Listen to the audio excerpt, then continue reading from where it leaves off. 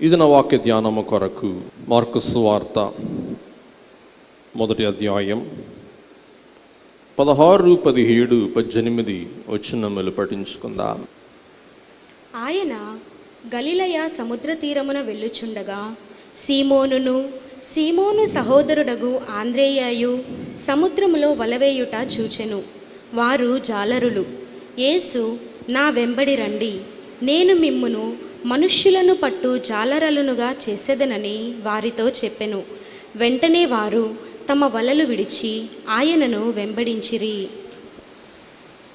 దేవుని బోధకులారా, నూతన అభిషేకం పొందనయ్యున్న దైవ అభిషిక్తులారా, యేసు స్వామి తన శిష్యులైన వారిని తన సేవకు ఆహ్వానిస్తూ పలికిన పలుకేమనగా, నన్ను వెంబడించుడి.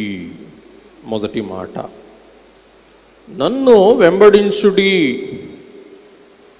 ఫాలో మీ.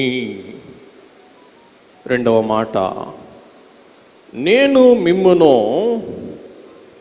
మనుష్యులను పట్టు జాలరులుగా చేసేదనని వారితో చెప్పాను.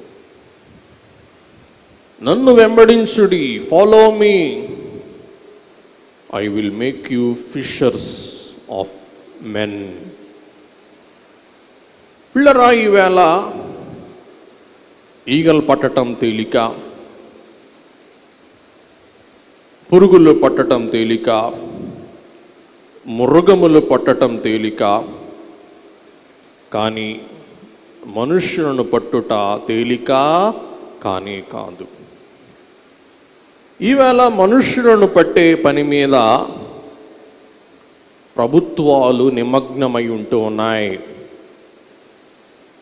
మనుష్యులను ఎలాగూ పట్టాలి, మనుష్యుల ఓట్లు ఎలాగూ రాబట్టాలి, ఇదే ప్రతి వారి యొక్క ఆలోచన, ప్రతి వారి యొక్క ప్రయత్నం, ప్రతి వారి యొక్క ఉద్దేశం. యేసు ప్రభు అంటూ ఉన్నారు, సముద్ర చేపలు పట్టే ఓ జాలరులైన పేతురు, ఆంద్రేయులారా, మీరు నన్ను వెంబడిస్తే మీరు చేపలని కాదు పట్టేది, మీరు ఎవరిని పడతారు? మనుష్యులను పడతారు. మీలో ఎంతమందికి యాజకులారా మనుషులను పట్టాలనుందో చెయ్యెత్తండి. లేదా ఏం పట్టాలనుంది? ఛేదించేయండి. మీలో ఎంతమంది డబ్బులు పట్టుకోవాలనుందో చెయ్యెత్తండి ఒకసారి. అబ్బో, ఎంత మంచోళ్ళు అయిపోయారు. మనుషుల్ని పట్టాలా, డబ్బులు పట్టాలా? మొదట నా రాజ్యమును, నా నీతిని వెదకండి, పిదప ఇవన్నీ నేను మీకు అనుగ్రహిస్తానని ప్రభు సెలవిస్తూ ఉన్నారు. మీరు దేవుని రాజ్యమును, దేవుని నీతిని వెంబడిస్తే మీకు అక్కర లేకుండానే దేవుడు మీకు ఏమిస్తారు? ఐశ్వర్యం ఇస్తారు. గమనించండి. ఈ దిన వర్తమానములోనికి వెళ్ళక ముందు అసలు మీరెందుకు కూర్చున్నారు, ఈవేళ మిమ్మల్ని ఏం చేయాలనుకుంటున్నాం అనే విషయాలు మీకు చెప్పాలని ఆశిస్తూ ఉన్నాను. ఈవేళ మీరు ఏమవుతూ ఉన్నారంటే యాజకులు. అందరు చెప్పండి, మీరు ఏమవుతున్నారు చెప్పండి, గట్టిగా చెప్పాలా? యాజకులేనా, ఎమ్మెల్యేలా, సర్పంచ్లా? ఏమవుతున్నారు చెప్పండి? యాజకులు. యాజకులు అనగా యాచించువారు. మీరు ఎవరిని యాచించాలి చెప్పండి? ఎవరిని యాచించాలి? దేవుని యాచించాలి. ఎవరి తరపున యాచించాలి? ప్రజల తరపున యాచించాలి. దేవా, వీళ్ళకి అనారోగ్యం ఉంది, బాగు చెయ్యి. దేవా, వీళ్ళకి పాపం ఉంది, పరిశుద్ధపరచు. ఇందాక పాడుకున్నాం, దేవా వీరికి రుణాలు ఉన్నాయి, రుణాలు పరిహరించు, రుణాలు తీర్చు. దేవా వీరికి కలహాలు ఉన్నాయి, కలహాలు పరిహారము చెయ్యి అని మనం ఎవరి పక్షంగా ఎవరిని యాచించాలి చెప్పండి? మన మంద పక్షంగా, మన ప్రజపక్షంగా, మన సంఘపక్షముగా చెప్పండి. ఎవరిని యాచించాలి? దేవునిని యాచించాలి. ఎవరైనా వచ్చి అమ్మ ప్రార్థన చెయ్యి అంటే ఆ టైం లేదు అనకూడదు. మన పనే ఏం చెప్పండి? యాచించటం. ఎవరిని యాచించటం? దేవునిని యాచించటం. అభిషేకము, అభి అనగా సూచన, అభి అనగా గురుతు, అభి అనగా లక్షణము, షేకి అనగా పెద్దరీకము. అభిషేకము అనగా మీ పెద్దరీకానికి ఇది గుర్తు. అందుచేత మీకు టేబుల్స్ వేసి, మీకు మంచి వస్త్రాలు వేసి, మీకు మంచి చైర్స్ వేసి, మిమ్మల్ని ఈవేళ ఎట్లా చూస్తున్నాం? పెద్దలుగా చూస్తున్నాం. ఈవేళ మీరు చిన్నలు కాదు. చెప్పండి, ఎవరు చెప్పండి? పెద్దలు. పౌలు గారు అంటారు, నేను చిన్నవాడనై ఉన్నప్పుడు చిన్నవాని వలె ప్రవర్తించాను, చిన్నవాని వలె మరి మాట్లాడాను, చిన్నవాని వలె బోధించాను. ఇప్పుడు నేను ఎవరిని చెప్పండి? పెద్దవాడిని. కాబట్టి మీరు ఇక చిన్న క్రియలు చేయకూడదు, చిలిపి క్రియలు చేయకూడదు. మీరెవరు చెప్పండి? పెద్దవారు. అభి అనగా లక్షణం, గుర్తు. మీరు అంగీ వేసుకున్నారు, మీరు తాడు కట్టుకున్నారంటే ఇది మీ పెద్దరీకానికి గుర్తు. పిల్లరా, ఇంగ్లాండ్ దేశం క్రైస్తవ దేశం. ఇంగ్లాండ్ దేశంలో యాజకుడు ఆల్టర్ మీద నించుంటే ఇంగ్లాండ్ దేశ మహారాణి కూడా సంఘములో కూర్చోవాలి. నేను ఇంగ్లాండ్ దేశాన్ని పరిపాలన చేసే మహారాణిని అని యాజకుని ముందు అనటానికి చెప్పండి వీలు లేదు.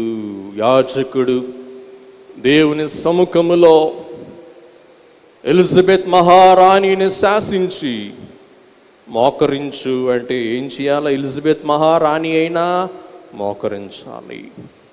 నిలవబడు అంటే ఏం చేయాలి? నిలవబడాలి. అలాగే అమెరికా క్రైస్తవ దేశం. జో బైడెన్ అమెరికా దేశ అధ్యక్షుడు, మహాశక్తిమంతుడు, powerful man on the earth. దేవుడు తర్వాత శక్తిమంతుడు అమెరికా దేశ అధ్యక్షుడు. ఈ అధ్యక్షుడైనా సరే ఆలయానికి వెళ్తే వేదిక మీద కూర్చోబెడతారా? లేదు, సంఘంలో కూర్చోబెడతారు. ఆయన శిరస్సు వంచి దేవుని సముఖంలో ఏం చేయాలా? నమస్కారం చేయాలి. ఇప్పుడు చెప్పండి, అమెరికా దేశ అధ్యక్షుడు గొప్పవాడా? యాజకుడు గొప్పవాడా? కాబట్టి మీరు ఈవేళ మీ అభిషేకమును బట్టి గొప్పవారు. కాబట్టి మీరు తక్కువవారు తక్కువవారు కాదు. కాబట్టి తక్కువ పనులు చేయవద్దు. పిల్లరా, దేవుని బిడ్డలు బలము కలిగి గొప్ప కార్యములు చేయుదురని దేవుని వాక్యము సెలవిస్తూ ఉన్నది. వాక్యములో ముందుకు వెళ్ళక ముందు మొన్నటి ఆదివారం కాక అంతకుముందు ఆదివారం జపాన్ టోకియోలో ఒలింపిక్ క్రీడలు ముగింపైని.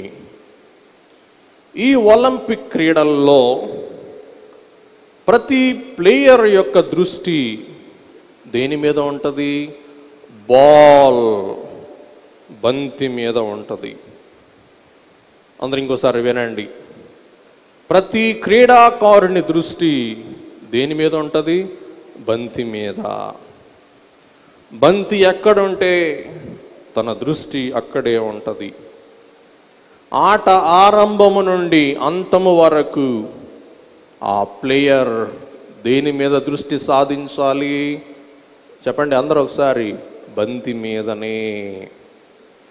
అలాగే ఓ పాస్టర్, నీవు దృష్టి సాధించవలసింది బైబిల్ మీద. ప్లేయర్ దృష్టి సాధించేది బాల్ మీద. పాస్టర్ దృష్టి సాధించవలసింది బైబిల్ మీద. నీవు పండుకుంటే బైబిల్, లేస్తే బైబిల్, బయటికి వెళ్తుంటే బైబిల్, ఇంటిలోనికి వచ్చినప్పుడు బైబిల్. మన మిషన్ పేరేంటి? బైబిల్. భక్తుల చరిత్రలు ఈ మధ్యలో ధ్యానిస్తూ ఉన్నప్పుడు బహుశా మీరు కూడా వినే ఉంటారు. ఒక భక్తుడు, ఆయన పేరు నాకు గుర్తు రావట్లేదు, నన్ను మన్నించండి, తన జీవితంలో బైబిల్ చదవకుండా ఒక పావు గంట కూడా లేడంటండి, నిద్రపోయేటప్పుడు తప్ప. ఇంకోసారి చెప్తున్నా, తన జీవితంలో బైబిల్ చదవకుండా ఎంతసేపు లేడు? పావు గంట కూడా లేడంట. దైవజనుడు దేవదాసయ్య గారు అన్నారంట, నా బైబిల్ ఎప్పుడు తెరిచే ఉంటుంది. మరి బహుశా మీ బైబిల్ శనివారమే తెరవబడుతుందేమో. మీ టెస్ట్ పేపర్లు చూస్తే మాకు సిగ్గేసింది, ఓ ఇట్లాంటి వాళ్ళు అభిషేకం చేస్తున్నావా? తప్పదు, కానివ్వండి, ఏం చేద్దాం, కానివ్వండి, నీతి యావత్తు ఇలాగు జరుగును గాక, అంతే, తప్పదు. ఓ అయ్యలారా, మన గురి దేని మీద ఉండాలి ఈవేళ నుండి? బైబిల్. దైవజనుని బైబిల్ మూయబడలేదు. ఆ భక్తుడు పావు గంట కూడా బైబిల్ చదవకుండా లేడు. ఈవేళ దేవుడు తన మహాకృప ద్వారా సెల్ ఫోన్లో బైబిల్ అంతా మర్చిపెట్టాడు. ఇది చూడరు, ఫేస్బుక్, ఇంకేదో చూస్తూ ఉంటారు. వద్దు, అలవాటు తీసేసుకుందాం. కాబట్టి ఈ ఆటగాడు బంతి తన వైపు వస్తూ ఉన్నప్పుడు బంతిని తను భద్రపరుస్తాడు. చెప్పండి, బంతిని ఏం చేస్తాడు చెప్పండి? డిఫెండ్ చేస్తాడు. బంతి తన వైపు రాకుండా భద్రపరుస్తాడు. అలాగుననే you have to defend the Bible. అంటే బైబిల్ పక్షముగా నీవు పోరాడవలసి ఉన్నది. ఇంకోసారి చెప్తున్నా, బైబిల్ కొరకు నీవు పోరాడవలసి ఉన్నది. Player is beaten by the ball.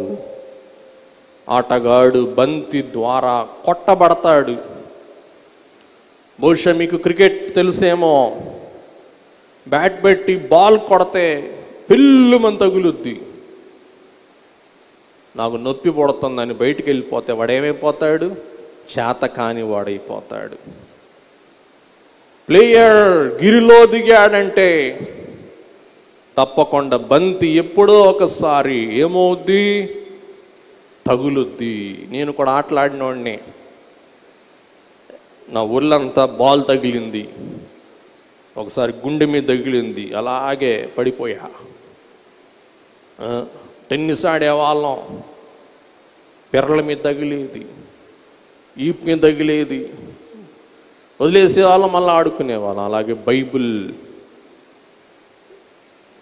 నిన్ను శోధిస్తుంది, నీలో ఉన్న మాలిన్యమును శోధిస్తుంది, నిన్ను దెబ్బ కొట్టద్ది. బైబిల్ నిన్ను పరిశోధించినప్పుడు నీవు బైబిల్ ద్వారా దెబ్బ తగిలినా కానీ అది నీ మంచి కొరకే అని భావించు. ఈ బైబిల్ నిన్ను కొట్టినప్పుడు అది నీకు ఆశీర్వాదమో అని భావించు. మరి ఒకటి మనం చూసినట్లయితే, క్రికెట్ ఆటగాడు ఏం చేస్తూ ఉంటాడు?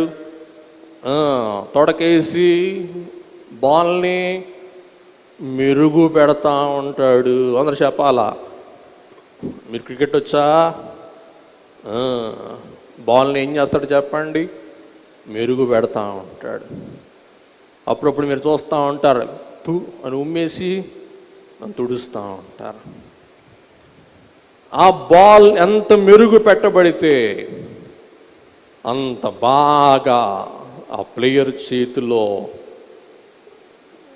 ఆ ప్లేయర్కి అది అనుకువగా చక్కగా అది పనిచేస్తుంది. అలాగే జీవితాన్ని కూడా బైబిల్ ద్వారా మెరుగు పెట్టుకో. చెప్పండి, బైబిల్ ద్వారా మన జీవితాన్ని ఏం చేయాలా? మెరుగు పెట్టుకోవాలి. అందుకే ఒక భక్తుడు అన్నాడు, నీ బైబిల్ చినిగిపోతే నీ జీవితం కలగా ఉంటుంది, నీ బైబిల్ కలగా ఉంటే నీ జీవితం కలగా ఉండదు. ఈ ఆట ఆడేటప్పుడు ఈ బాల్ ఆడే క్రీడాకారుడు ఎవరి సూచనలను బట్టి ఆడాలి? కోచ్. అందరు చెప్పండి, ఎవరు చెప్పండి? కోచ్. కోచ్ చెప్తాడు, నువ్వు బంతి వెనకాల అట్లా వెళ్ళు, బంతిని అట్లా కొట్టు, బంతిని అటువైపు కొట్టు, ఇటువైపు కొట్టు అంటాడు. అలాగే పాస్టర్ బైబిల్ని ప్రయోగించేటప్పుడు ఈ బైబిల్ ప్రయోగము కొరకు మనకు దేవుడు అనుగ్రహించిన కోచ్ పరిశుద్ధాత్మ దేవుడు. ఎవరు చెప్పండి? పరిశుద్ధాత్మ దేవుడు. అందుకే ఇందాక ఆరాధనలో మనం చెప్పుకున్నాం, దైవ బోధకులు వాక్యమును బోధించినప్పుడు తాము అనుకున్నట్టుగా కాక ఎట్లా బోధించాలా? నీ ఆత్మ సహాయమును బట్టి బోధించాలి. చూసారా మీ ఆరాధన పుస్తకంలో?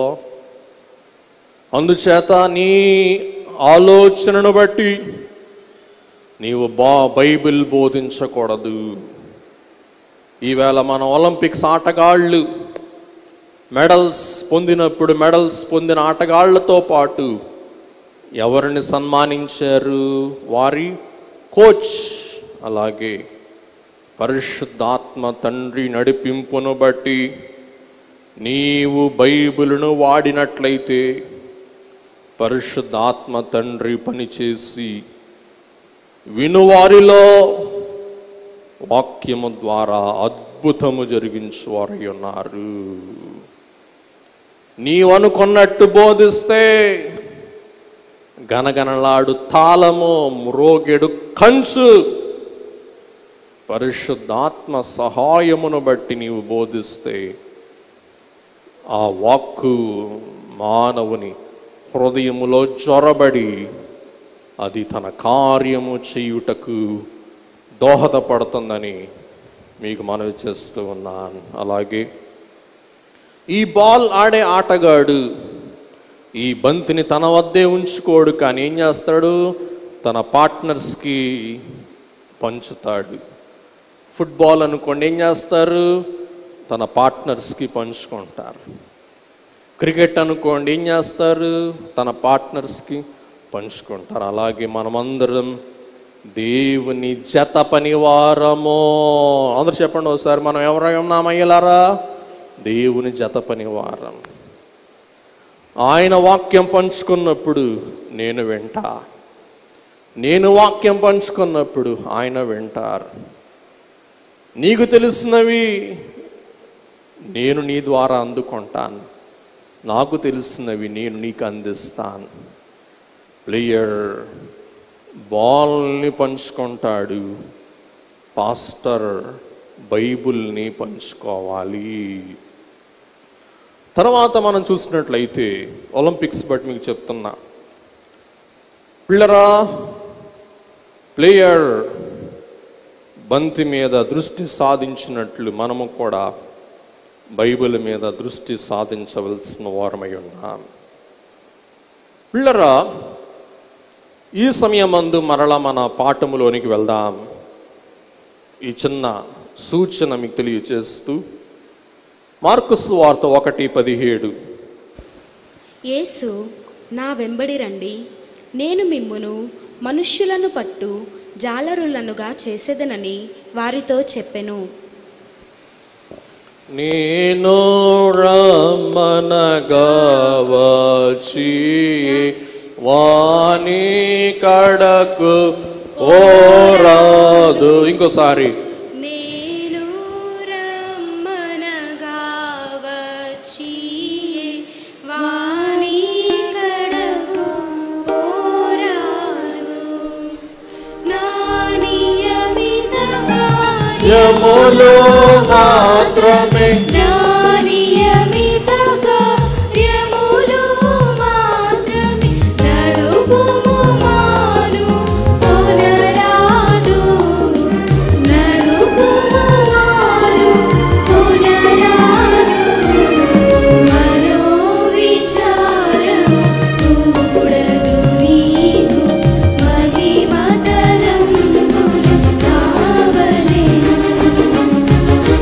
అయ్యులారా, మిమ్మల్ని ప్రశ్న అడుగుతున్నా, నాకు సూటిగా జవాబు చెప్పండి. దేవుడు రమ్మంటే మీరు వచ్చారా? మీ అంతటా మీరు దేవుని వద్దకు వచ్చారా? మీలో ఎంతమందిని దేవుడు పిలిచారు? చెయ్యొద్దండి. నిజమా? ఏమో మరి, ఆలోచించండి. నేను రమ్మనగా వచ్చి ఎవని యొద్దకు పోరాదు. రేపేదో మిషన్ వాళ్ళు వస్తారు, మీకు కారు ఇస్తాం, నెలకి 20,000 జీతం ఇస్తాం, వెళ్తారా? బయలు మిషన్లు ఏముంది, రెక్కాడితే డొక్క ఆడదు. వాళ్ళు మీకు అన్నీ ఇస్తారు, 20,000 రూపాయలు జీతం ఇస్తారు, 10 లక్షల రూపాయలు కారు ఇస్తారు. వద్దా? నిజమా? అయ్యగారు చెప్పాడు, నేను రమ్మనగా వచ్చి ఎవని వద్దకు వెళ్ళొద్దు. వీళ్ళ దైవజనుడు వర్తమానము ద్వారా ఒక చిన్న మాట చెప్పాడు. అతిశయోక్తిగా కాదు, నా విశ్వాసం అది. నన్ను అభిషేకం చెయ్యాలా అని వర్తమానం పెట్టినప్పుడు రెవరెండ్ ఎలీషా గారి యొక్క తండ్రి గారు వర్తమానం పెట్టించారు, మిషన్ అంత గలిబిల్లో ఉన్నప్పుడు. అప్పుడు అయ్యగారు చెప్పిన మాట, రాజు కొడుకు తక్కువోడు అనుకున్నారా అన్నారా? అన్నారు. ఆయన దగ్గర టేప్ ఉంటుంది, ఉందా మీ దగ్గర? అబ్బాయిని వాడుకోండి అన్నారు. నాకు ధైర్యం, దైవజనుడు రమ్మంటే నేను వచ్చాను, నాకేమీ కాదు, నన్ను ఎవరు తీసేయలేరు, నన్ను తీసేసినోడే తీసేయబడతాడు, పోతాడు, ఆడే పోతాడు, నాకేమీ కాదు. అది నా ధైర్యం, నా విశ్వాసం. కాబట్టి యేసుక్రీస్తు ప్రభువు పేతురును అంద్రయ్యను గలిలయ సముద్ర తీరమున నన్ను వెంబడించండి అని కోరిన వెంటనే వారు తమ వలలు విడిచి యేసుక్రీస్తు ప్రభువును వెంబడించిన వారై ఉన్నట్లు మనం చూస్తూ ఉన్నాం. పిల్లరా, ఈ వెంబడించుట అను మార్గములో ఒక సంగతి మనం గ్రహించాలి. అదేమనగా, బోధకులైన వారిని శిష్యులైన వారు వెంబడిస్తారు. బోధకులైన వారు అంటే మన భాషలో చెప్పాలంటే రబ్బీ. ఎవరు చెప్పండి? రబ్బీ. రబ్బీ అంటే బోధకుడు. ఎవరు బోధకుడు అంటే, వినండి, క్రొత్త విషయాలు చెప్పువాడు బోధకుడు.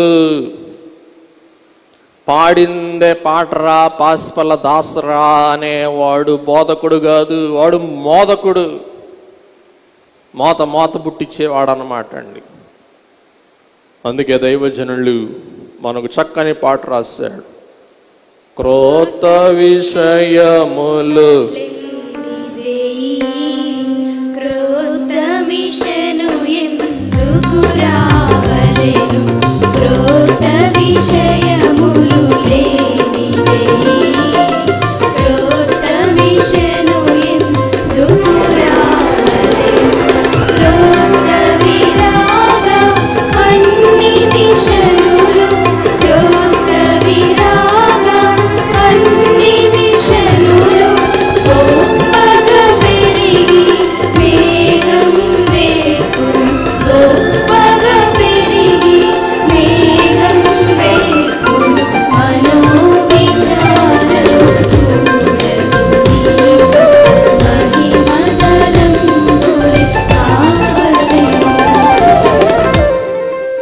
విషయములు లేనిదే క్రొత్త మిషన్ ఎందుకు రావలెనో. పిల్లరా, కాలం మారిపోయింది కాబట్టి క్రొత్త విషయాలు మనం బోధించాలి. పేపర్లు పెడితే ఎగిరిపోతున్నాయి. అందుచేత ఉన్నమాట చెప్తున్నాను కదా, నా ప్రసంగాలన్నీ సెల్ ఫోన్లో పెట్టుకొని వాటిని బోధిస్తూ ఉంటా. మీకు చెప్తున్నాను, రెవరెండ్ జాన్ బాబు గారు ఒకసారి రండి. ఈ సెల్ ఫోన్ ఇంచుమించుగా ఒక 3 సంవత్సరాల నుండి వాడుతున్నానండి. గత 4 సంవత్సరాలు వేసుకోండి. ఈ సెల్ ఫోన్లో బడాయికి చెప్పట్లా, మాట వరుస చెప్తున్నా, దేవుని వర్తమానాలు ఎన్ని ఉన్నాయో జాన్ బాబు గారు చదివి చెప్తారు. చదవండి. ఆల్ నోట్స్ ఎన్ని ఉన్నాయి? మైక్లో చెప్పండి ఒకసారి.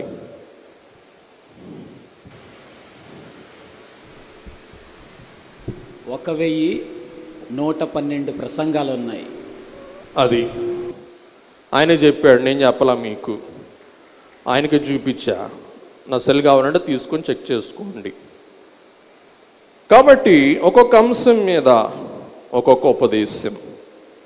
ఈలాగున బోధించినదే బోధించువాడు ఎవరు కాదు, బోధకుడు కాదు. నా యందు విశ్వాసముంచు వాని కడుపులో నుండి ఏం ప్రవహిస్తుందంట? జీవజల నదులు. పాత ప్రసంగాలు ఉన్నాయి. ఒకసారి నేను చూడలేక ఇజ్రాయెల్ గారికి ఇచ్చా. ఎంత కట్ట ఉన్నాయి.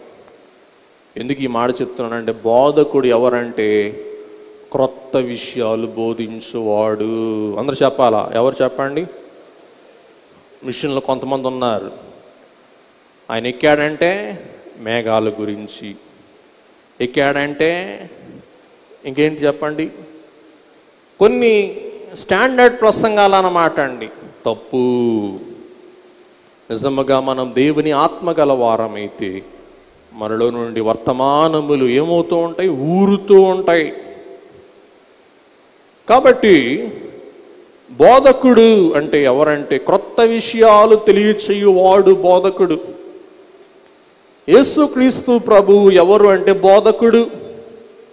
ప్రభు చెప్పిందే మరలా చెప్పలా, నూతన విషయాలు చెప్పిన బోధకుడు. కాబట్టి పేతురు, అంద్రయ, యాకోబు, యోహాను మిగతా శిష్యులైన వారు యేసు ప్రభుని వెంబడించారు. ఓ అయ్యలారా, దైవయాజకులారా, బైబిల్ మిషన్ యాజకులారా, మీరును క్రొత్త విషయాలు బోధించవలసిన వారై ఉన్నారు. పిల్లరా, ఇక్కడ మనం చూసినట్లయితే ఇక్కడ ప్రభువు వారిని శాశ్వతముగా పిలుస్తూ ఉన్న వారై ఉన్నారు. మొదటి పిలుపు యోహాను సువార్త 1:40 నుండి 50 వరకు మనకు కనబడుతుంది. అంత ఎక్కువ వాక్యం మనం చదవలేము. యోహాను సువార్తలో ఒక చిన్న క్లిప్పింగ్ మీకు చూపిస్తాను, చూడండి ఒకసారి. ప్రభువు అంద్రయాను, పేతురుని, ఫిలిప్పుని, నతానియేలుని పిలుస్తూ ఉన్నారు. ఇది మొదటి పిలుపు.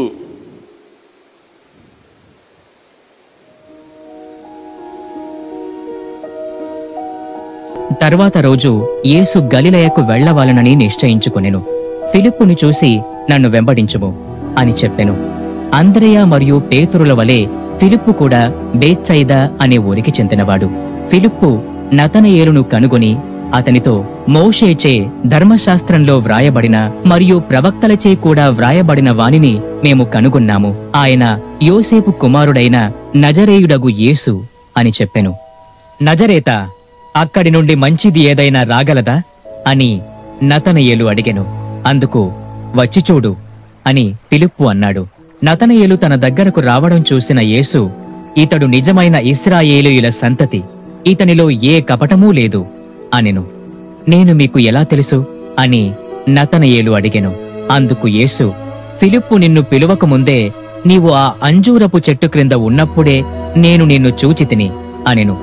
అప్పుడు నతనయేలు, రబ్బీ, మీరు దేవుని కుమారుడవు, నీవు ఇశ్రాయేలుకు రాజు అని ప్రకటించెను. నిజముగా నేను నీకు చెప్పుచున్నాను. ఇలాగున ఫిలిప్పు నతానీయులని మిగతా శిష్యులైన వారిని ప్రభు మొదటిసారి ఆహ్వానించినప్పుడు వారు ప్రభువుని విడిచి వెళ్ళిపోయారంటండి. మొదటిసారి ప్రభువుని విడిచి వారు చేపలు పట్టుకోవటానికి తమ వ్యాపారములు బహు లాభదాయకమైనందున ఆ వ్యాపారములలో నిమగ్నమైపోయాడు. మనం ధ్యానం చేసినట్లయితే యేసుక్రీస్తు ప్రభువు రెండవసారి వారిని పిలుస్తూ ఉన్నారు. మొదటిసారి వ్యాపారమును బట్టి జారిపోయిన శిష్యులైన వారినే ప్రభు రెండవసారి పిలుస్తూ ఉన్నారు. మత్తయి సువార్త 4వ అధ్యాయం 19-20. ఈ రెండవ పిలుపుకు లోబడిన శిష్యులు ఇక వెనక్కి వెళ్ళలేదు, కానీ ప్రభువు వెంట తమ జీవిత కాలమంతా వెంబడించిన వారై ఉన్నారు. ఆయన నా వెంబడి రండి, నేను మిమ్మును మనుష్యులను పట్టు జాలరులనుగా చేతునని వారితో చెప్పెను. వెంటనే వారు తమ వలలు విడిచిపెట్టి ఆయనను వెంబడించిరి. చూసారా, వెంటనే తమ వలలు విడిచిపెట్టి ఎవరిని వెంబడించారంట? యేసయ్యను వెంబడించాడు. ఓ అభిషిక్తులారా, యాజకులారా, ఎన్నడూ కూడా ప్రభువును విడిచి వెళ్ళిపోవద్దు. ఏ శోధన వచ్చినా, ఏ శ్రమ వచ్చినా బైబిల్ మిషన్ను, బైబిల్ లేక దేవుణ్ణి విడిచి వెళ్ళవద్దు. అందుకే దైవజనుడు ఆ కాలంలో ఉన్న వారి చేత ప్రమాణము చేయించారంట. ఆకాశం అగ్గి అయినా, భూమి బుగ్గి అయినా మేము బైబిల్ మిషన్ను విడిచిపెట్టము. మేము ధనవంతులము, జ్ఞానులము, వివేకము గలవారము, సమర్థులమని బైబిల్ మిషన్ను విడిచి వెళ్ళిన వారి గతి మీరు చూస్తున్నారు. చెప్పండి, చూస్తున్నారా లేదా? మీ గోదావరి ప్రాంతంలో మీరే స్వయంగా చూస్తున్నారు. నేను చూడట్లా, మీరు చూస్తున్నారు. మీరే దానికి సాక్ష్యం. వారు మిషన్ని విడిచిన సంవత్సరం కాలేదు, వారి దుస్థితి దయనీయముగా ఉంది. దేవుడు నన్ను కరుణించునుగాక, వారిని కరుణించునుగాక. కాబట్టి ఎంత శ్రమ వచ్చినా, ఎంత ఇబ్బంది వచ్చినా మన మిషన్లో ఉంటే మనము దక్కుతాం, దేవునికి దక్కుతాం. మనం మిషన్ విడిచిపెట్టి వెళ్ళామా, మనం ఎవరికిని చెప్పండి దక్కమో, దిక్కులేని వారమైపోతాం. పిల్లరా, వీరు ఈ శిష్యులైన వారు ప్రభు యొక్క సంకల్పములో ఉన్నారు. చెప్పండి, ఈ శిష్యులు దేవుని యొక్క సంకల్పములో ఉన్నారు, దేవుని భవిష్యత్ జ్ఞానములో ఉన్నారు, దేవుని యొక్క దృష్టిలో ఉన్నారు. అందుచేత దేవుడు సమయము రాగా వీరిని పిలిచిన వారై ఉన్నారు. అందుకే పిల్లరా, యేసు ప్రభువును వెంబడించడానికి మహామహులు వచ్చాడు. ఉదాహరణగా నికోదేము వచ్చాడు. నికోదేము శిష్యుడయ్యాడా? చెప్పండి, నికోదేము యేసయ్య శిష్యుడా? అభిమాని మాత్రమే. అందరు చెప్పాలా? నికోదేము ఎవరు చెప్పండి? అభిమాని మాత్రమే, కానీ ఎవరు కాదు, శిష్యుడు కాదు. నికోదేముతో ప్రభు అన్నారు, ఒకడు క్రొత్తగా జన్మిస్తేనే కానీ పరలోకపు రాజ్యములో ప్రవేశింపలేరు. ఒకడు మారు మనస్సు పొంది తిరిగి జన్మిస్తేనే తప్ప పరలోక రాజ్యములో ప్రవేశింపలేడు. ఈ మాటకు వ్యసన పడిన నికోదేం ప్రభువును వెంబడింపలేదు, కానీ ప్రభువును విడిచి ఏం చేశాడు చెప్పండి? వెళ్ళిపోయాడు. అందుచేత నికోదేం శిష్యుడు కాలేకపోయాడు. యోధా మత ప్రవిష్టులు, ఈయన వడ్రంగి, ఆయన కొడుకు, ఈయనకి జ్ఞానం వివేకం ఏమీ లేదు అని వారు తమ మతమును బట్టి, తమ మత అతిశయమును బట్టి వారు యేసయ్యను వెంబడింపలేదు. కానీ ఎవరు వెంబడించారు? పామరులైన శిష్యులు. అందరూ చెప్పాలి, ఎవరు వెంబడించారు చెప్పండి? పామరులైన శిష్యులు. పిల్లరా, ఈ క్రమములో మనం చూస్తే యూదులు సంపాదించలేని ధన్యత దేవుని చిత్తమును బట్టి యూదా మత ప్రవిష్టుడైన సౌలు సంపాదించాడు. చెప్పండి, ఎవరు సంపాదించారు? సౌలు. ఈ ఘనత సంపాదించిన సౌలు అన్య పరిచారకునిగా, అన్య జనులకు పరిచారకునిగా తాను తన జీవితమును ప్రతిష్ఠించుకున్నట్లు మనం చూస్తూ ఉన్నాం. ఒక్కసారి మీరందరూ మీ వాక్య గ్రంథాలు తెరిచి 1 కొరింథీ పత్రిక 1వ అధ్యాయం 26 నుండి 31 వరకు పఠించుకుందాం. సహోదరులారా మిమ్మును పిలిచిన పిలుపును చూడుడి. మీలో లోకరీతిని జ్ఞానులైనను ఘనులైనను గొప్ప వంశము వారైనను అనేకులు పిలువబడలేదు గాని ఏ శరీరియు దేవుని ఎదుట అతిశయింపకుండునట్లు జ్ఞానులను సిగ్గుపరచుటకు లోకములో నుండు వెర్రి వారిని దేవుడు ఏర్పరచుకొని ఉన్నాడు. బలవంతులైన వారిని సిగ్గుపరచుటకు లోకములో బలహీనులైన వారిని దేవుడు ఏర్పరచుకొని ఉన్నాడు. ఎన్నికైన వారిని వ్యర్థము చేయుటకు లోకములో నీచులైన వారిని, తృణీకరింపబడిన వారిని, ఎన్నిక లేని వారిని దేవుడు ఏర్పరచుకొని ఉన్నాడు. అయితే ఆయన మూలముగా మీరు క్రీస్తు యేసునందున్నారు. అతిశయించువాడు ప్రభువునందే అతిశయింపవలెను. అతిశయించువాడు ప్రభువుయందే అతిశయింపవలెనని వ్రాయబడినది నెరవేరునట్లు దేవుని మూలముగా ఆయన మనకు జ్ఞానమును, నీతియు, పరిశుద్ధతయు, విమోచనము నాయను. చూసారా, ఏ శరీరియు దేవుని యొద్ద అతిశయింపకుండునట్లు లోకములో జ్ఞానులను, గనులను, గొప్ప వంశపు వారిని ఆయన ఏం చేయలేదు? చెప్పండి, పిలవలేదు. మరణం సామాన్యులమో. మరణం దేవుడు ఎందుకు పిలిచారంటే దేవునికి అతిశయము కలుగునట్లు. చెప్పండి, ఎవరికి అతిశయం కలుగునట్లు? దేవునికి అతిశయము కలుగునట్లు. అందుచేతనే ఎప్పుడైతే రెండవసారి ఈ గలిలయ జాలరులైన పేతురు, అంద్రయాను, యాకోబు, యోహానులను ప్రభు పిలిచారో వెంటనే వారి వలలు విడిచిపెట్టి ఏం చేశారు? ప్రభువును వెంబడించారు. ఇలా ఒక మాట చెప్తాను వినండి. గలిలయలో సముద్ర జాలరుల వ్యాపారము బహు లాభదాయకమైన వ్యాపారం అంటండి. చెప్పండి, ఏ వ్యాపారం అంట? బహు లాభదాయకమైన వ్యాపారం. గలిలయ సముద్రములో విస్తారముగా చేపలు పడతాయి. విస్తారమైన చేపలు అమ్ముకుంటే విస్తారమైన సొమ్ము వస్తుంది. కానీ ప్రభు పిలుపునకు లోబడిన ఈ జాలరులు ఏం చేశారు? ప్రభువుని ఆకస్మికంగా, అమాంతంగా తమ వలలు విడిచి వెంబడించాడు. వెంబడించడం ద్వారా దేవుడు వారిని బహుగా ఆశీర్వదించిన వారై ఉన్నారు.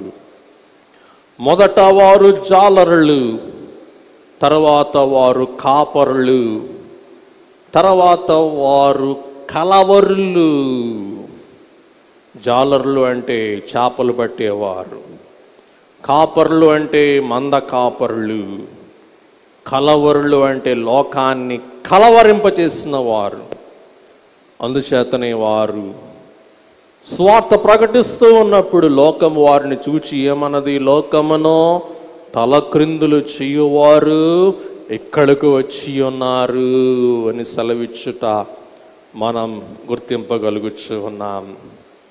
కాబట్టి సామాన్యులలో దేవుడు అసామాన్యమైన శక్తి, బలమును అమర్చిన వారై ఉన్నట్లు మనం చూస్తూ ఉన్నాం.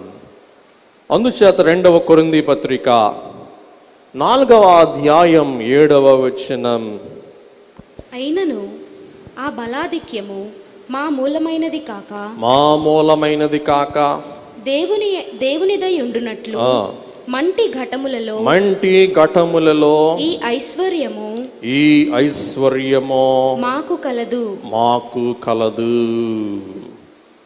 అయ్యలారా వినండి, మంటి ఘటములలో ఈ ఐశ్వర్యము మాకు కలదు. ఇప్పుడు మిమ్మల్ని అడుగుతూ ఉన్నా, మీరు మంటి ఘటాలా, విలువగల ఘటాలా? చెప్పండి ఒకసారి.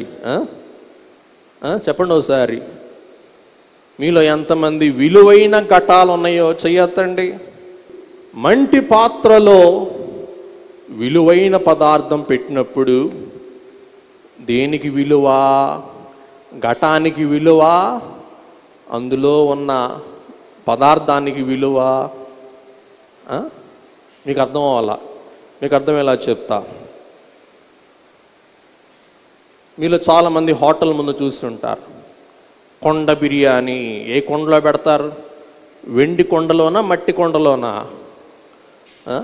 బాబు ఒకసారి చూపించండి. చూడండి, నోరు ఊరుతుంది మీకు. కాసేపు ఉండండి. ఏం బిర్యానీ అది?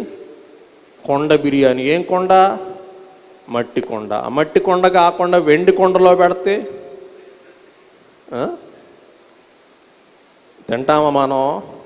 ఆ కొండను చూడటమే సరిపోద్ది, అందులో ఉన్న పలావ్ తినం మనం. అందుకే మీరు గమనించాల్సింది ఘటము, పదార్థము. అలాగే బొంగులో చికెన్ అంట. చికెన్ దేంట్లో పెడతారు చెప్పండి? బొంగులో పెడతారంట. అదిగో బొంగులో చికెన్.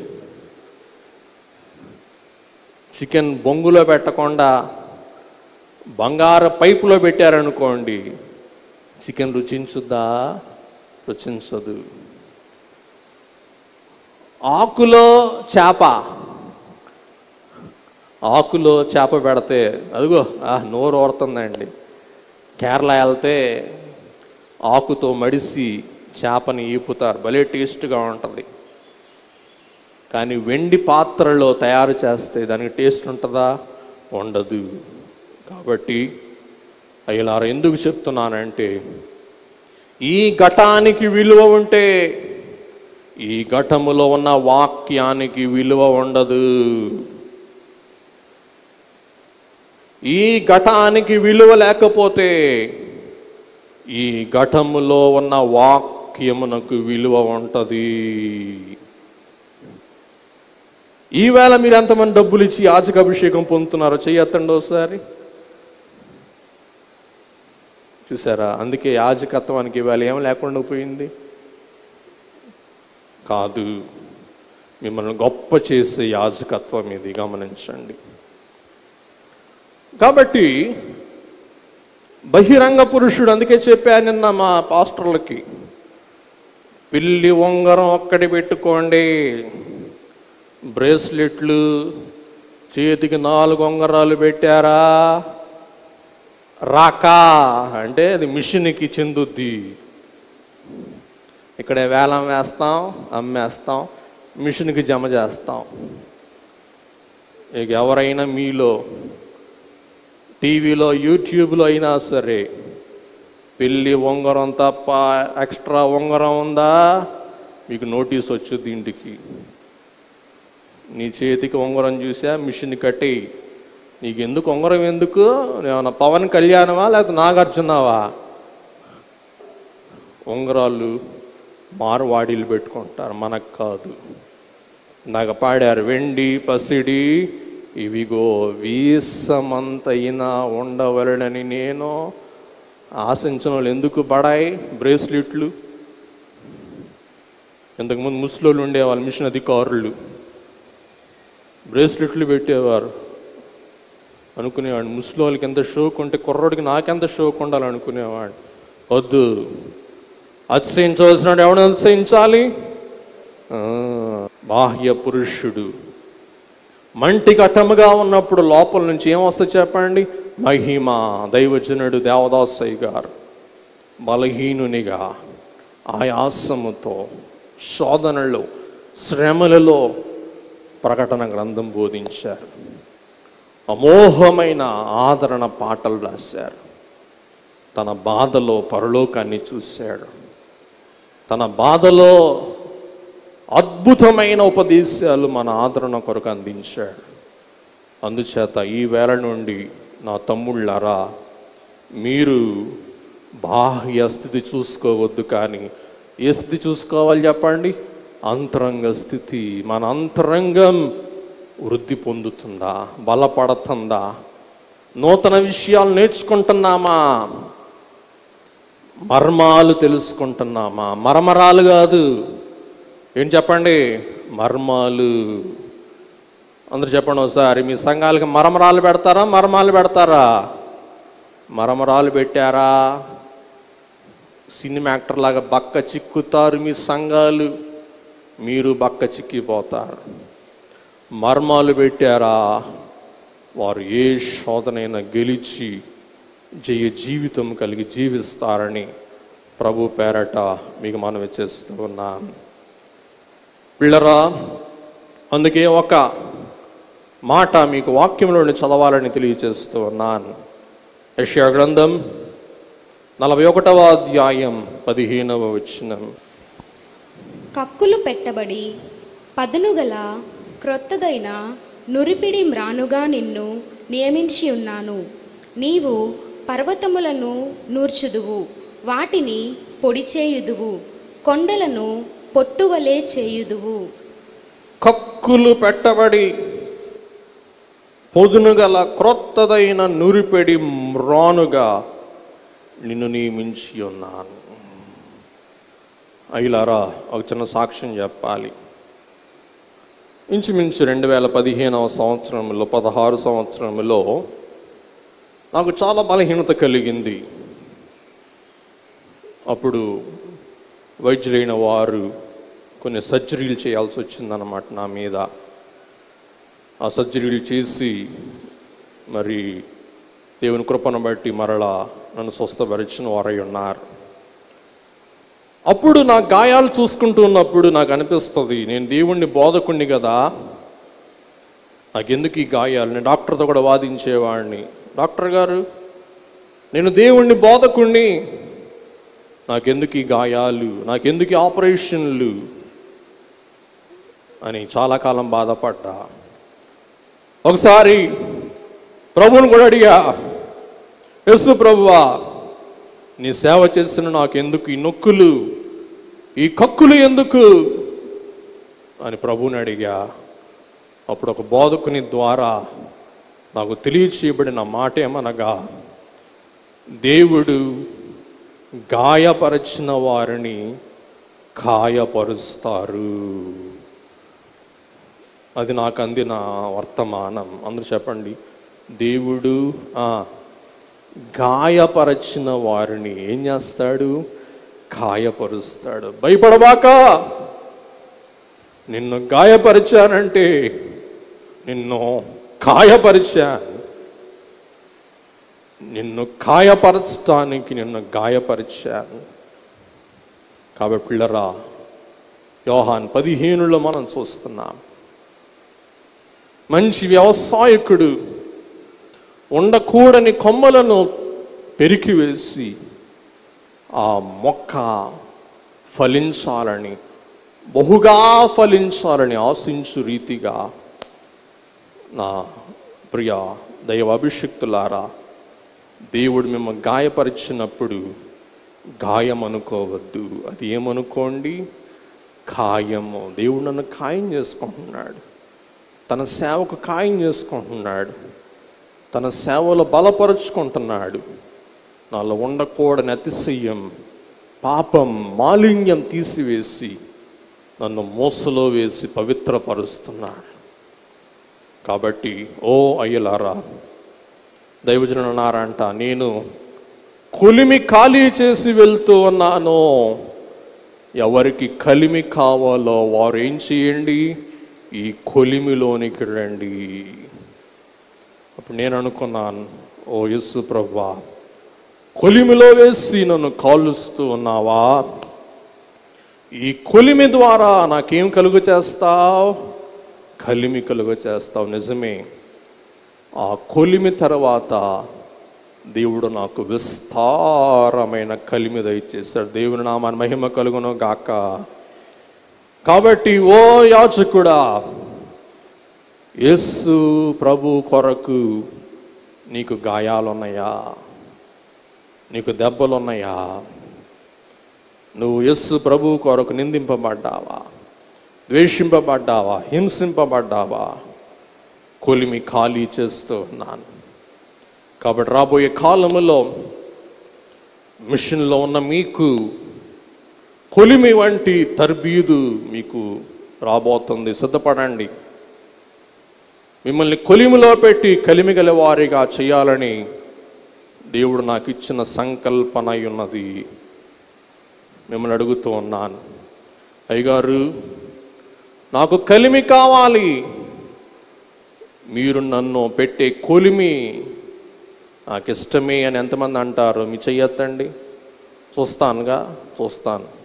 మీరు గెలుస్తారో నేను గెలుస్తారో చూస్తాను. మరి కాబట్టి దేవుడు నడిపింపిస్తున్నారు. మిషన్లో ఉన్న వారిని కక్కులు పెట్టు, నొక్కులు పెట్టు, కొలిమిలో పెట్టు, చక్కని కలగల వారిగా తయారు చేయి. ఇక సెప్టెంబర్ నుండి తర్బీదు మొదలవుతుంది. సిద్ధంగా ఉండండి పిల్లరా. ఇర్మియా గ్రంథం 16:16 ఉన్న ఈ ప్రవచనం ప్రభు సెలవిస్తూ ఉన్నారు. ఇదే యెహోవా వాక్కు, వారిని పట్టుకొనుటకు నేను చాలా మంది జాలరులను పిలిపించెదను. వారిని పట్టుకొనుటకు నేను చాలా మంది జాలరులను పంపించెదను. ఈ చాలా మంది జాలరులు ఎవరు అంటే శిష్యులు. ఈవేళ మీరు అందరూ చెప్పండి ఒకసారి నా వెంట, వారిని పట్టుటకు. చదవండి ఒకసారి. వారిని పట్టుకొనుటకు నేను చాలా మంది జాలరులను పిలిపించెదను. మనమందరం ఈవేళ ఎవరని చెప్పండి? జాలరియా, చాలరియా? రెండు మాటలు మీ ముందు ఉంచుతున్నాను. మీరు జాలరులా, చాలరులా? చాలరులు అంటే ఇంక చాలేసయ్యా, అంగి వేసుకుందాం అనుకున్నా వేసేసుకున్నా, ఇంక చాలు కాదు. వారిని పట్టుటకు నేను ఎవరిని పంపిస్తాను చెప్పండి అందరూ ఒకసారి. జాలరులు. మీలో ఎంతమంది నేను మనుషులను పట్టు జాలరుని అంటారో కుడి చేయొద్దండి. నిజమేనా? ఈవేళ నుండి మీరు ఎవరిని పట్టాలి? మనుష్యులను పట్టే జాలరులు కావాలి. గోదావరి ప్రాంతములో భీమవరం మరి ముఖ్యంగా చేపల చెరువులు ఉంటాయి. అవునండి. చేపల చెరువుల్లో చేపలు పడతాం కాదు, సముద్రములో చేపలు పట్టాలి. కూర్చోండి అయ్యా. చేపల చెరువుల్లో ఏం చేస్తారు? ఈ చేపలు తీసి ఆ చెరువులో, ఆ చెరువులో చేపలు తీసి ఈ చెరువులో, ఆ చెరువులో పిల్లలు తెచ్చి ఈ చెరువులో. అది జాలరి పని కాదు. అది ఎవరి పని? చేపల వ్యాపారి పని. కాబట్టి మీరు మీ చెరువు వరకు చూసుకోవాకండి. ఆహా, నా చెరువులో చేపలు బాగున్నాయే, నా చెరువులో చేపలు నాకు బాగా డబ్బులు వేసినాయే, నా చెరువులో చేపలు ఇటు పోవులే, పర్వాలేదులే అనుకోమాకండి. ఇతర చెరువుల్లో చేపలు మీ చెరువులో వేసుకోవటానికి ప్రయత్నించకండి. అదే తగాదాలు ఈవేళ. ఆ చెరువులో చేపలు ఈ చెరువులో, ఈ చెరువులో చేపలు ఆ చెరువులో. వద్దు. మనం చెరువులను పెంచే వాళ్ళం కాదు. మనం ఎవరని చెప్పండి? జాలరులము. క్రొత్త ఆత్మలను ప్రభు కొరకు ఆకర్షింపవలసిన వారము. అందరూ చెప్పండి ఒకసారి. క్రొత్త ఆత్మలను ప్రభు కొరకు ఆకర్షింపవలసిన వారు. అయ్యగారు పాట పాడుకుందాం. యేసుని విషయాలు ఎరుగాని మానవులు తెలుసురా యేసుని విషయాలు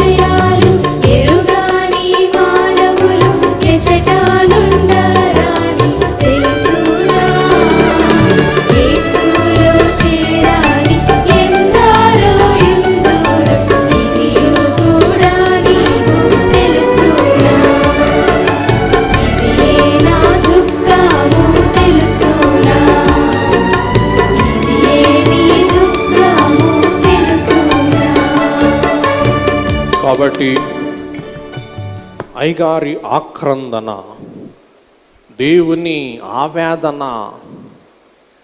నన్ను ఎరిగిన వారు అనేకులు ఉన్నారు, నాలో చేరని వారు ఇంకా ఎందరో ఉన్నారు. యేసుని విషయాలు ఎరుగని మానవులు ఎందరో ఉన్నారు. యేసులో చేరని వారు ఇంకా ఎందరో ఉన్నారు. ఓ దైవ అభిషిక్తుడా, ఈవేళ మన పని యేసుని ఎరుగని వారికి చెప్పండి, ఏం చేయాలా? యేసయ్య గురించి బోధించాలి. కాబట్టి యేసుని విషయాలు ఎరుగని వారు ఎందరో ఉన్నారు, యేసులో చేరని వారు ఇంకా ఎందరో ఉన్నారు. ఇదియే నా దుఃఖం, ఇదియే నీ దుఃఖము, దైవజనుని దుఃఖము, మన దుఃఖము. ఈవేళ ఏమవ్వాల్సి ఉన్నది? యేసుని విషయాలు ఎరుగని వారికి చెప్పండి, యేసుని గురించి చెప్పాలి. యేసులో చేరని వారిని యేసులోనికి చెప్పండి చేర్చాలి. పిల్లరా, నేను ముగింపులోకి వెళ్తున్నాను. జాలరులైన వారి యొక్క వ్యక్తిత్వము లేక వారి యొక్క నిపుణతకు సంబంధించిన కొన్ని విషయాలు మీకు తెలియచేస్తూ, బోధకులుగా మనం ఎలాగున మనుష్యులను ప్రభు కొరకు పట్టాలా అనే విషయాలను మీకు బోధిస్తాను. ఒకటి, చేపలు జారిపోతూ ఉంటాయి. చెప్పండి, చేపలు ఏమవుతూ ఉంటాయి? చెప్పండి, జారిపోతూ ఉంటాయి. అలాగే విశ్వాసులు కూడా ఏం చేస్తూ ఉంటారు? చెప్పండి, జారిపోతూ ఉంటారు. ఈవేళ జారిపోవటానికి కారణం ఏంటి చెప్పండి? కరోనా. ఏమ్మా గుడికి రావట్లేదు ఏంటమ్మా? అయ్యగారు కరోనా కదండి. ఏమో శుక్రవారం ప్రార్థనకు రావట్లేదు ఏంటమ్మా? కరోనా కదండి. కాబట్టి చేపలు ఏమవుతూ ఉంటాయి చెప్పండి? జారిపోతూ ఉంటాయి. జాలరు ఏం చేయాలా? చేప జారిపోకుండా జలగలాగా పట్టుకోవాలా. మీ పని జారిపోకుండా విశ్వాసులను పట్టుకొనుట. ఏ చేప కూడా చెరువులో నుండో సముద్రం బయటకు వచ్చి, జాలరి నన్ను పట్టుకో, నన్ను ఏపుకో, నన్ను తిను అంటదా? చెప్పండి అయ్యా, అంటదా? అనదు. జాలరి ఏం చెయ్యాలా? వెళ్ళాలా, వల వెయ్యాలా, జారిపోతూ ఉన్న చేపను పట్టాలా, దాన్ని అమ్మాలా. అప్పుడు తన వ్యాపారము ద్వారా తాను పోషింపబడాలా. కాబట్టి ఎవరు కూడా మిమ్మల్ని పిలిచి, అయ్యగారు కొత్త పాదిరి గారు, కొత్త పెళ్ళికొడుకులా కొత్త పాదిరి గారు, నాకు యేసయ్య గురించి చెప్పయ్యా, యేసయ్య గురించి వింటానయ్యా అంటారా? అనరు. మనమే ఏం చేయాలా? వాళ్ళ యొద్దకు వెళ్ళి, అమ్మా ఒక 5 నిమిషాలు తల్లి, ప్రభు గురించి చెప్తానమ్మా, ప్రభు బాగు చేస్తాడమ్మా, ప్రభు స్వస్థపరుస్తాడమ్మా, ప్రభు శ్రమలు తీరుస్తాడమ్మా అని మనమే చెప్పాలి. రెండవది కనుక మనం చూసినట్లయితే, అనేకులకు ఉన్న భావం ఏంటంటే, దేవాలయం అంటే డబ్బుల కోసం. ఈ కాలంలో ఒక పేరు నానుడైపోయిందంట, యేసు వ్యాపారము. కోటాలు పెడుతుంటే అందరూ ఏమంటున్నారంట? యేసు వ్యాపారం. ఎంత విచారమో చూసారా? కాబట్టి బోధకులు అట్లాగే తయారైపోయాడు. మాకు 1000 రూపాయలు ఇవ్వండి, మీకు ప్రార్థన చేస్తా. మాకు 5000 ఇవ్వండి, మీతో కలిసి ఫోటో తీసుకుంటాం. మాకు 3000 ఇవ్వండి, మీతో కలిసి ఇడ్లీ గారె తింటాం. ఏం చెప్పండి? ఇదంతా దుర్వ్యాపారము. చెప్పండి ఒకసారి, ఏం చెప్పండి? దుర్వ్యాపారము. తర్వాత మనం చూసినట్లయితే, ఈ చేపలు సువార్త చెరలో నుండి జారిపోతూ ఉంటాయి. అవి జారిపోకుండా మనం భద్రపరచవలసిన వారమై ఉన్నాం. ఈ చేపలకు ఆక్సిజన్ ఏంటంటే లోకము. ఈ చేపలకు లోకములో ఉన్నప్పుడే ఊపిరాడుద్ది. సంఘములోకి వస్తే ఏం ఆడదు చెప్పండి? ఊపిరాడదో, ఆక్సిజన్ అందదో. అంచేత గుడిలోకి వచ్చి చాలామంది అష్షు ఉష్షు అష్షు కష్షు బుష్షు అంటూ ఉంటారు. సినిమా హాల్లో అనరో. సినిమా హాల్లో సినిమా చూస్తున్నప్పుడు, సినిమా సీనులు చూస్తున్నప్పుడు వాళ్ళకి బాగా ఉంటుంది. కానీ ఆలయంలోకి వస్తే వాళ్ళకి ఎట్లా ఉంటుంది చెప్పండి? అష్షు ఉష్షు అని ఉంటుంది. కాబట్టి నేను మీతో చెప్పే మాట ఏమనగా, చేపలకు ఆక్సిజన్ కావాలి, లోకులకు లోకం కావాలి. కానీ పరలోక ఉద్యోగి ఉన్న ఓ దేవుని బిడ్డ, దేవుని సువార్తను, దేవుని గురించిన వర్తమానమును ఆక్సిజన్ వలె నీవు వారికి అందింపవలసిన వారవై ఉన్నావు. ఇంకో మాట చెప్తాను వినండి. చేపలు పట్టడానికి ఏం కావాలా? ఎరా. అందరూ చెప్పాలా? ఏం కావాలి చెప్పండి? ఎరా. ఇంకోసారి చెప్పండి అందరూ ఒకసారి. ఎరా. ఏదో ఒక ఎర వేస్తే కానీ చేపలు దొరకవు. అలాగే మనము కూడా మనుష్యులను ప్రభువు కొరకు పట్టుటకు వేయవలసిన ఎర సిలువా. అందరూ చెప్పండి. ఏం చెప్పండి? సిలువా. సిలువ శక్తి ద్వారా తప్ప మరి ఎవరిని మనం ప్రభు యొద్దకు ఆకర్షింపలేం. ఎవరినైనా ప్రభు యొద్దకు ఆకర్షించాలి అంటే మనం వాడవలసిన ఎర ఏం చెప్పండి? సిలువా. ఇవాళ రెండు విషయాలు మీకు చెప్తాను. సువార్త చెర, సిలువ ఎర. సిలువ ఎర ద్వారా సువార్త చెరలో చేపల్ని చిక్కిచ్చు ఓ జాలరి. కాబట్టి జాలరికి ఉండవలసిన నైపుణ్యతలు: ఒకటి, జాలరి నిపుణతతో పనిచేయాలి. జాలరి సహనముతో పనిచేయాలి. జాలరి సహవాసముతో పనిచేయాలి.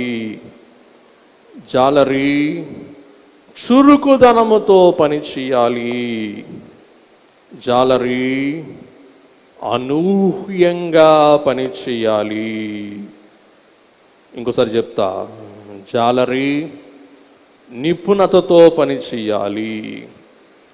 జాలరి సహనముతో పనిచేయాలి, లేక చేపలు పట్టాలి. జాలరి ఒక్కడే చేప పట్టలేడు. అందుకే ప్రభు మాటను బట్టి శిష్యులు వల వేయగా విస్తారమైన చేపలు వారికి దొరకగా వారు పరివారమును పిలిచి చేపలను దరికి చేర్చిన వారై ఉన్నారు. అందుచేత ఓ అయ్యా యాజకుడా, నువ్వు ఒక్కడివి స్వార్థ చేయలేవు. నీతో పాటు ఎవరు కావాలో తోడు? సన్నిధి పరులు, యవనస్తులు, ముఖ్యంగా మీ పాదిరమ్మ గారు, మీ బిడ్డలు. ఈ సహవాస బృందం మనకున్నప్పుడు మనం చేపలు బాగా పట్టగలం. చేపలు పట్టడానికి చురుకుదనము కావాలి. చెప్పండి, చేపలు పడటానికి ఏం కావాలి చెప్పండి? చురుకుదనం. మనం చురుగ్గా లేకపోతే చేప ఏమైపోద్ది? జారిపోద్ది. చెప్పండి, చేప ఏమైపోద్ది? చెప్పండి, జారిపోద్ది. చురుకుదనం. తర్వాత మీకు వివరిస్తాను, లేని టైం అయిపోతుంది. అలాగునని అనూహ్యమైన పరిణామాలు మనం ఎదుర్కోవలసిన వారమై ఉంటూ ఉన్నాం. తర్వాత మనం చూసినట్లయితే ఈ జాలరి చేపలకు అవసరమైన మేత వేయాలి. విశ్వాసికి ఏది అవసరమో అది బోధించాలి. కరోనాతో బాధపడుతుంటే కొంతమంది బోధకులు ఉన్నారు, బహుశా ఇక్కడ ఉన్నారో లేదో నాకు తెలియదు. కరోనాతో జనాలు వస్తుంటే నా ప్రియ వధువా, నా పావురమా, నా పెండ్లి కూతురా అంటా ఉంటే ఈడెక్కడోడరా బాబు తెక్కలోడు, యోసేపు గారు, మేం కరోనాతో చచ్చిపోతుంటే నా ప్రాణసి, నా ప్రాణప్రియురాలా అంటాడు. మైండ్ లూజా, స్క్రూ లూజా, నా పౌరమా అంటారు. మా కరోనా గురించి, మా కరువు గురించి, మా బాధల గురించి, మా రుణాల గురించి ఎలగ పట్టవా అంటారు. అందుచేత సోమవారం ఏం బోధించాలో స్వస్థతలో బోధించు, ఆదివారం ఏం బోధించాలో బోధించు, సంఘములు ఏం బోధించాలో బోధించు, క్రొత్త వారికి ఏం బోధించాలో బోధించు. ఇదే దొరికింది ఆసరా అని సమయస్ఫూర్తి లేక, బుద్ధి వివేకము లేక నీవు మాట్లాడితే నీ చేపలు జారిపోతాయి, అవి నిలబడవు. జాగ్రత్త సుమ. వివేకము కలిగి సువార్త ప్రకటించు. తర్వాత మనం చూసినట్లయితే మనం మరి దీర్ఘశాంతము అనేది అవసరం. 2 తిమోతి పత్రిక 4:2.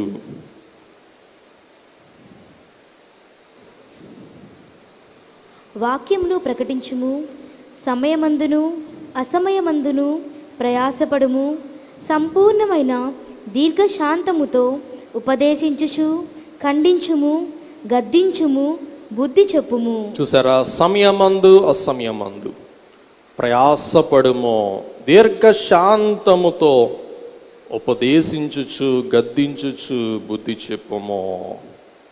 కాబట్టి చాలా ప్రయాస. ఒక విశ్వాసిని పట్టాలంటే చాలా ప్రయాస మనకు అవసరం అన్న సంగతి మీరు మర్చిపోవద్దు. తర్వాత మనం చూసినట్లయితే చేప పట్టాలి అంటే చేపలు పట్టేవాడు దాక్కోవాలి. చెప్పండి, చేపలు పట్టేవాడు ఏం చేయాలి చెప్పండి ఒకసారి? కనపడకూడదు. ఏం చేయాలా? దాక్కోవాలా. కనపడకూడదు, దాక్కోవాలా.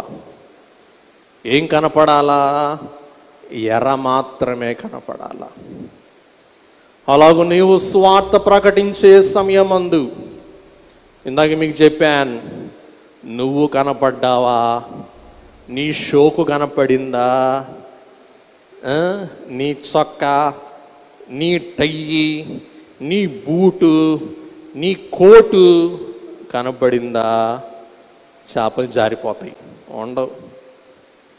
కానీ ఏం కనపడాలి? సిలువ. అందరూ చెప్పండి ఒకసారి, సిలువ. అందుచేతనే పౌలు గారు అంటారు, మేము సిలువ వేయబడిన యేసును మాత్రమే ప్రకటించుచున్నాం. యోహాన్ 12:32. నేను భూమి మీద నుండి పైకెత్తబడిన ఎడల అందరినీ నా యుద్ధకు ఆకర్షించుకొందునని చెప్పెను. కాబట్టి యేసుక్రీస్తు ప్రభు శిష్యులైన వారికి ఆర్డినేషన్, గ్రాడ్యుయేషన్ ఎప్పుడంటే పెంతెకోస్తు పండుగ. అందుకే రాస్తారు, పరిశుద్ధాత్మ లేనిది సువార్తకు పోరాదు. పిరికి వారైన శిష్యులు మేడగదిలో ప్రభు మాటను బట్టి కూడుకున్నారు. పెంతెకోస్తు దినమందు దేవుని ఆత్మ వారి కుమ్మరింపబడింది. వారు బలముగా సువార్త ప్రకటించిన వారై ఉన్నారు. కాబట్టి ఇలాగున అనేక విషయాలు ఉన్నాయి. సమయమైంది, ముగిస్తూ ఉన్నాను. ఈవేళ నేను మీకు 3 అంశాలు చెప్పి ముగిస్తాను. ఒకటి హోలీనెస్, రెండవది హోల్ ఇనెస్, మూడవది హ్యాపీనెస్. హోలీనెస్ పరిశుద్ధత, హోలీనెస్ అంటే ఆరోగ్యము, హెల్త్. మూడవది హ్యాపీనెస్. ఈ 3 గుర్తుపెట్టుకోండి. 3 హెచ్లు, HOLINES, పరిశుద్ధత. పరిశుద్ధత లేకుండా ఎవడు దేవునిని చూడలేడు. పరిశుద్ధత లేకుండా మనం ప్రార్థన చేయలేం. పరిశుద్ధత లేకుండా మనం ప్రభువును చూడలేం. పరిశుద్ధత లేకుండా ప్రభు వాక్యమును బోధించలేం. అయ్యలారా, మన పరిశుద్ధత మనం కోల్పోయిన నాడు మన సేవను మనం కోల్పోయినట్టే. రెండవది హోల్నెస్ అంటే హెల్త్. అందరూ చెప్పండి, ఏం చెప్పండి? హెల్త్. హోలీనెస్, హెల్త్, ఆరోగ్యం కాపాడుకోండి. మనం సూపర్ హ్యూమన్ కాదు, మనం మనుషులమే. అందుచేత వేళకి తినండి, వేళకి పండుకోండి, ఆరోగ్యం కాపాడుకోండి. పెట్టారు కదా అని మెక్కొద్దు. ఏది మీకు వంట పట్టుద్దో, ఎంత వంట పట్టుద్దో అంత తినండి, ఆరోగ్యాలు కాపాడుకోండి. ఆరోగ్యాలు కాపాడుకోకపోతే మిమ్మల్ని ఎవరు చూడరో, మిమ్మల్ని చీపిరిలాగా మూలలో పెట్టి వదిలేస్తారు. ఆ స్థితి తెచ్చుకోబాకండి దయచేసి.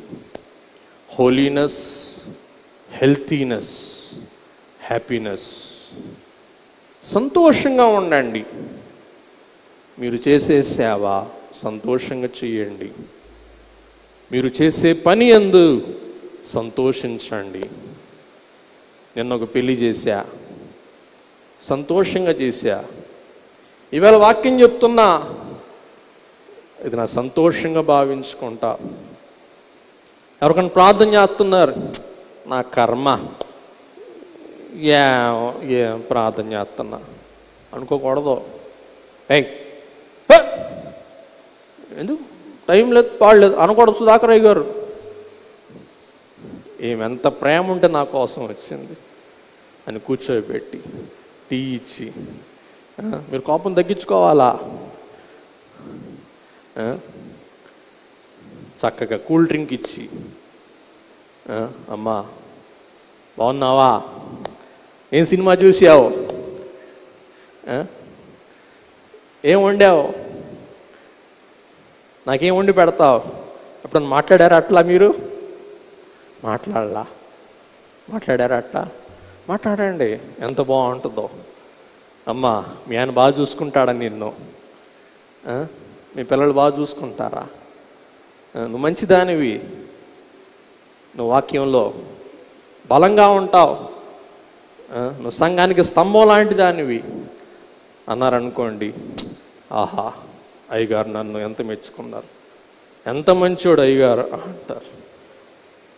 మొన్న ఎవరన్నా ఒక ఆయన పలకరించా, ఆయన అంటాడు, అయ్యగారు మీరు పలకరిస్తే నేను కడుపు నుండి అన్నం తింటాను అంటాడు. ఓరని నేను ఎంతమందిని పలకరించి, నేను మనిషినే కదయ్యా, నాకు ఆకలి ఉంటుంది కదయ్యా అన్నాను. కాబట్టి హ్యాపీనెస్, సంతోషంగా చేయండి సేవ. ఈ సేవలో మీ సంతోషం లేదా? మానేసుకోండి, ఏదో పని చూసుకోండి. ప్రార్థన చేసేటప్పుడు సంతోషించు, వాక్యం చెప్పేటప్పుడు సంతోషించు. ఎవరి అభిషేకం కొరకు తహతహలాడా, ఏం వాక్యం చెప్తాం, మేమందరం చూడాలా, ఇది నాకు సంతోషం కాబట్టి చేయగలుగుతున్నా. విసుక్కుంటే చేయలేను కాబట్టి విసుగు, అశ్రద్ధ, కోపం మనుషులమే. నీ సహనం, నీ ఓపిక, నీ ఓర్పుకి ఇది పరీక్ష అని భావించి సంతోషంగా సేవ చేయండి. సంతోషంగా వాక్యం చెప్పండి, సంతోషంగా వాక్యం కొరకు సిద్ధపడండి, సంతోషంగా పరిచర్య చేయండి. సంతోష బలముచే సర్వ కష్టములను అంతరింప చేయుదమో, మన దేవుని సంతోషపెట్టుదమో. మీరు సంతోషంగా ఉంటే మీ ఆరోగ్యం బాగుంటుంది, యేసయ్యకు సంతోషంగా ఉంటుంది. మీరు ఉసూరుమని వాక్యం చెప్తే, అమ్మా వాక్యం చెప్పుకుందామా, ఇవాళ జక్కయ్య గురించి సిద్ధపడ్డాను, జక్కయ్య గురించి వింటారా? అయ్యగారు చెప్పండి, వింటాం. జక్కయ్యే ఏ సెట్ ఎక్కాడు? మేడి సెట్టు. మేడి సెట్టు అమ్మా, వేప సెట్టు కాదు. ఏ సెట్టు? మేడి సెట్టు. వేప చెట్టు చెప్పు, వేప చెట్టు. రాగి చెట్టు కాదు, వేప చెట్టు. ఎక్కడికి ఎక్కాడు? సిటారి కొమ్మకి ఎక్కాడు. ఏమోలే, ఏం వాక్యం ఏంటోలే. కాబట్టి మనసారా సంతోషంగా నీ పని యందు శ్రద్ధ కలిగి నువ్వు పని చేస్తే నీ పని నీకు ఆనందం, నీకు అతిశయం, నీకు ఆశీర్వాదం కలిగిస్తుంది. కాబట్టి అప్పుడు ఈ తమ్ముళ్ళారా 3 విషయాలు: హోలీనెస్, హెల్తీనెస్, హ్యాపీనెస్. మీ సేవలు ఈ 3 కలిగి మనుష్యులను పట్టు జాలరులుగా మీరు దివారాత్రులు నిపుణతతో, దీర్ఘశాంతముతో, ఓర్పుతో, సహనముతో, సహవాసముతో మీరు మనుష్యులను పట్టండి. రేపు ప్రభు వచ్చినప్పుడు బలా నమ్మకమైన మంచి దాసుడా అని ప్రభు మిమ్మల్ని మెచ్చుకుంటారు. మేము మెచ్చుకోలేం. మీ సేవ ప్రభు చూస్తున్నాడని భావించి చేయండి. ప్రభు మీకు ప్రతిఫలం అనుగ్రహిస్తారు. అట్టి గొప్ప కాపరి, ప్రధాన కాపరి అయిన యేసు ప్రభు మనలను చిన్న కాపరులుగా, మందకు మంచి కాపరులుగా, గొప్ప జాలరులుగా తీర్చిదిద్ది తన మేఘమునకు, తన రాకకు, తన రాజ్యమునకు మనలందరినీ సిద్ధపరచుకునను గాక. ఆమేన్. దయగల ప్రభువా, కృపగల తండ్రి, అభిషిక్తులకు ఎన్ని మాటలు చెప్పినా, ఎన్ని విషయాలు చెప్పినా తక్కువే స్వామి. దేవా, నీ ఒక్క మాట నన్ను వెంబడించండి. దేవా, మాటలో నిన్ను వెంబడించారయ్యా, బోధలో వెంబడించారయ్యా, శ్రమలో వెంబడించారయ్యా. అలాగుననే నీ మార్గదర్శ జీవితంలో శిష్యులు వెంబడించారయ్యా. మీరు వారిని గొప్పవారిగా చేశారయ్యా. నూతన యెరూషలేము గుమ్మముల మీద వారి పేరులు రాశారయ్యా. పరలోక సింహాసన అధిష్ఠింపచేయు భాగ్యం వారికి ప్రసాదించారయ్యా. దేవా, మీ ప్రయాసకు పరలోకములో 100 ఫలం ఉందని వారికి వాగ్దానం చేశారయ్యా. అలాగున యేసు స్వామి, మా గొప్ప జాలరి, మనుషులను పట్టిన ఓ గొప్ప జాలరి, మాకు కూడా జాలరి లక్షణాలు దయచేసి ఈ బైబిల్ మిషన్ను వాళ్ళలో విస్తారమైన జనములను మేము సమకూర్చట ద్వారా గొప్ప వ్యాపారి అయిన మీరు, ఓ జాలరి, నీ చేపలు ఎన్ని పడ్డాయో వలలో అన్నప్పుడు, ప్రభువా ఇదిగో ఇన్ని చేపలు నా వలలో చిక్కినాయని మీకు చెప్పినప్పుడు, నమ్మకమైన మంచి దాసుడా, నీవు కొంచెంలో నమ్మకముగా ఉంటివి, నేను అనేక పట్టణ అధిపతిగా ఉంచుతానని మీ మన్నన మేము అందరం పొందగలుగు ధన్యత ఈ దినమందు మాకు దయచేయమని, ఇంకను జరుగు అభిషేకం నా మహిమార్థమే జరిగించి మహిమ, ఘనత, కీర్తి పొందుమని యేసయ్య పరిశుద్ధ నామమున వినయముతో వేడుకొని ప్రార్థిస్తూ ఉన్న మా పరమ తండ్రి. ఆమేన్. మిషన్ పెద్దలకు, గవర్నింగ్ బాడీ సభ్యులకు, అన్ని కమిటీల వారికి ఈ దినం మేము ఆశీర్వదించుటకు ఆటంకాలైన విచ్చేసిన రెవరెండ్లకు, యాచకులకు, సేవకులకు, సేవకురాండ్రకు, అమ్మగారులకు, మీ సంఘములకు, నా తరపున, కుటుంబం తరపున, సంఘాల తరపున, మరి ముఖ్యంగా కాకాని సిస్టర్ల తరపున, అధికార వర్గం అంతటి తరపున నూతన అభిషిక్తులైన మీకును ప్రత్యేక శుభములు, అభినందనలు, వందనములు. మరణాత మరణాత. దేవుడు మిమ్మల్ని దీవించి తన పనిలో ఘనముగా, దీటుగా, బలముగా, ప్రభావితముగా వాడుకొనును గాక. ఆమేన్.